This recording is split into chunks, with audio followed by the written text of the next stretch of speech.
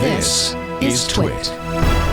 Apple is suing a former employee for leaking. Is that typical that they would actually sue, or mostly they just fire? Super rare. Right? They're making an example of this guy. Okay. They want to let everybody else know that do not.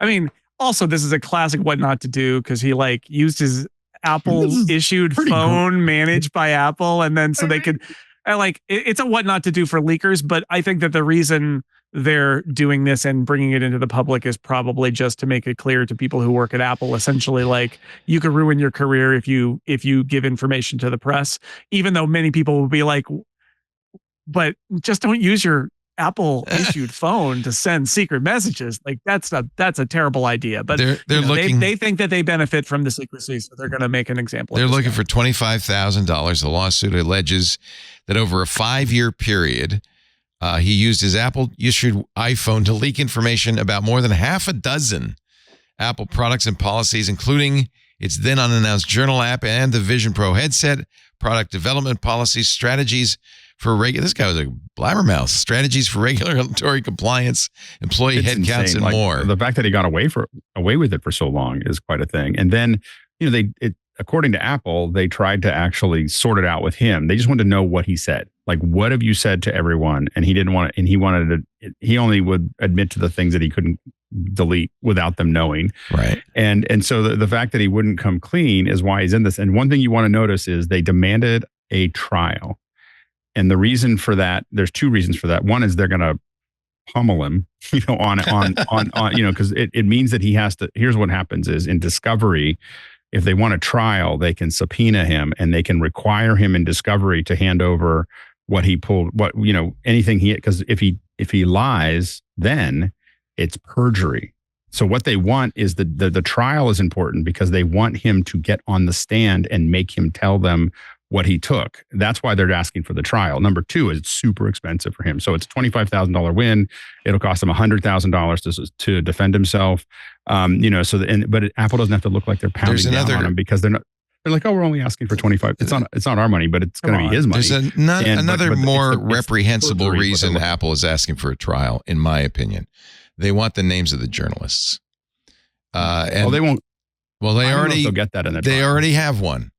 Apple alleges that he leaked a list of finalized features for the Journal app to a journalist at the Wall Street Journal on a phone call. And the same month, the Journal's Aaron Tilley published a report titled Apple Plans iPhone Journaling App. He is said to have sent over 1,400 messages to the same journalist, who he referred to as Homeboy. He's also accused of sending over 10,000 messages to another journalist at The Information. Guarantee you, Apple is looking for the names of the journalists, and that's the real chilling effect. They want journalists to stop what are they talking do to leakers. About it? What are they going to do? They can't put them in jail. All they can do is say you're not invited to our little launch event. I don't think that's it, right? And they're all bylined in the information anyway. I think this is he's being made an example of, and the low monetary cost here, which is meaningless to Apple entirely, is to scare. I think it's just to scare people. I think it's to strike fear in the hearts of Apple employees who might dare to talk to a journalist. I think that's what it is. And I think that again, getting him, sworn in and having to say the truth, and then them being able to ask him what he did. If he says he didn't do it and they catch him, then that's against the law. You don't think Apple wants to know the names of the journalists that he was leaking to? Sure, they're going to get the names of the journal. They probably know all the names of the journalists at this point because they can tie the leaks to the journalists. They're not, but it doesn't. But they're bylines. Journalists don't matter. It's the employees. Journalists protect their sources. The sources don't protect the journalists. That's not how it works. Right. Yeah. So it's not. So the sources. What they want to do is make sure the sources know that that's not and again. 99.9999% of Apple employees not only would never do this, but are probably insulted and upset that he did it. There's sure. For every, there's almost all the other employees. I mean, Apple is not known for, you don't get hired if you have a mentality like this very often. Even the people who leak information are upset, right? Because he did it so amateurishly, by being on a, but this is, look, the other argument here, that I just want to make is Apple talks about, and I had an exchange with somebody who used to work in Apple marketing, used to work for Phil Schiller on Twitter about this last week, where he basically said, this hurts Apple, and should this even be ethical to report this, to take the confidential information as a journalist, and because it's not exactly the Pentagon Papers or Watergate. My response is, exactly. It's not the Pentagon Papers or Watergate. It's freaking product introductions a few months before they happen. It's not important on either side. And while Apple has doubled down on secrecy because Apple feels like they get a material benefit from surprising people, the fact is almost every major Apple product launch of the last decade and a half has been, if not entirely, largely reported in advance, and Apple's doing just fine. And while I have gotten feedback from people who say, oh, it is dispiriting if you're working on a product at Apple, and then it gets reported by Mark Gurman at Bloomberg, and you feel sad because you wanted it to be a surprise. I get the feels part of it, but I don't particularly buy the argument that any leak materially hurts Apple in a way that is, like materially. Sure, you might move a sale from an iPad sale, right, from now to May, because we all hear that Mark Gurman says iPads are coming in May. All right, there's a little bit of that. It's not lost sales necessarily. It's more like sales movement. And it's only from people who are tuned in to the rumors, but there are some, and that has always been the case back to when Mac Week used to do Mac the Knife and reveal all sorts of secrets in advance and make Apple very angry too. But again, it isn't Watergate. It's just a product launch. And while I get why Apple doesn't want to be leakier, I totally get it. I question the idea that Apple has been grievously wounded by leaks. Well, but I think that also it is with most of these companies, you sign a pretty heavy confidentiality. Sure. Like you made a contract with them and said you're not going to talk about. Yeah, this you're breaking the rules. Definitely broke that contract. You should pay. No denying that. I'm just saying that from the perspective of the reporting on these things, it's like if somebody comes to me, somebody comes to Mark Gurman, let's say, and I should say legally inducing somebody to break their agreement with their employer is unethical and I think illegal if you're a journalist. But if they come to you, it's not your business about what agreements they've signed. And I think I roll my eyes when Apple says, oh, it hurt us so much that this guy talked to the information. It's like, come on, that's not it. But what you do want is for your employees to sign those agreements and know they will be held to it so that they will not leak to journalists. And that's what's going on here. Yeah. Do you think so? It's interesting that you have the point of view that the job that journalists are doing to reveal that is not important. I'm not saying it's not important. I'm saying it doesn't harm Apple. I don't think Apple's sales, like Apple, like I said, it's Apple a value to the consumers, is it not? I think there is some value, although I'll also say this. I'm just going to be full of heresy today. I would say that a lot of it is entertainment and it's gossip and it's people who just want to know. But that said, there is a tangible value in the people who were thinking about buying an iPad last month and are not going to do it because they know a new iPad is coming in May. Like for the buyer, they do have an interest. If you're a corporate buyer who's buying thousands of them, and Apple will never tell you that there's a new iPad coming, and this was always the argument back in the Mac Week days, is those powerful buyers, like they want the intelligence, the secret that don't buy Mac X because Mac Y will be here in 2 months and you will have bought thousands of Mac X and you'll be stuck for the next 3 years. Wait 2 months. Like there is some value to that, but I think we also need to admit a lot of it is just entertainment and gossip. I just would argue that in the grand scheme of things, Apple is one of the most reported on companies, especially their product plans in the world. And they're also one of the most valuable companies in the world. And I don't think it has appreciably harmed them to be so leaked on that. Like they still sell their products, they still make a lot of money. I get that it might hurt people's feelings, but I question how much they get damaged.